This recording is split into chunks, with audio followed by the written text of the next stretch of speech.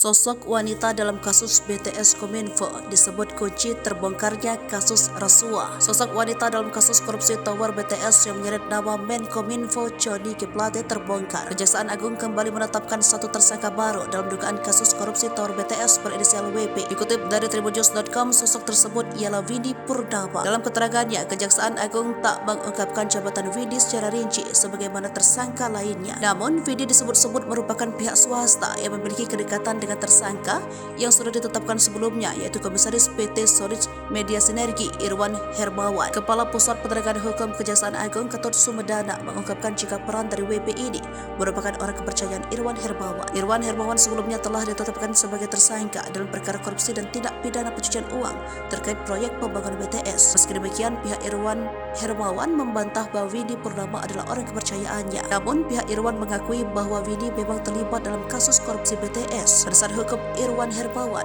Handika Hanggawangso, menyebut jika WP merupakan seorang teman yang berada dalam pusaran persoalan BTS. Posisi Windy Purnama pun disebut Handika seolah sebagai kunci dari terbongkarnya kasus BTS ini secara terang-terangan. Karena itulah, Windy disarankan untuk meminta perlindungan dari pihak-pihak yang berwenang, termasuk Lembaga Perlindungan Saksi dan Korban. Sebagai informasi, dalam perkara ini Windy Purnama dijerat dengan pasal pencucian uang sehingga praktis pembuatannya menjadi tersangka keempat TPPU yang berasal dari perkara pokok korupsi tower BTS pada bakti Kominfo. Tim penyidik menjerat Windy Purnama dengan pasal 3 dan pasal 4 Undang-Undang RI Nomor 8 Tahun 2010 tentang pencegahan dan pemberantasan tindak pidana pencucian uang junto pasal 55 ayat 1 ke 1 KUHP. Dalam TPPU dari perkara pokok korupsi pembangunan BTS, tim penyidik sebelumnya telah menetapkan 3 tersangka. Mereka ialah Direktur Utama Bakti Kominfo Anang Ahmad Latif, Direktur Utama PT Morat Telematika Indonesia Galumbang Menak Simanjuntak, dan Komisaris PT Solid Media Sinergi Irwan Hermawan. Sementara dalam perkara pokok,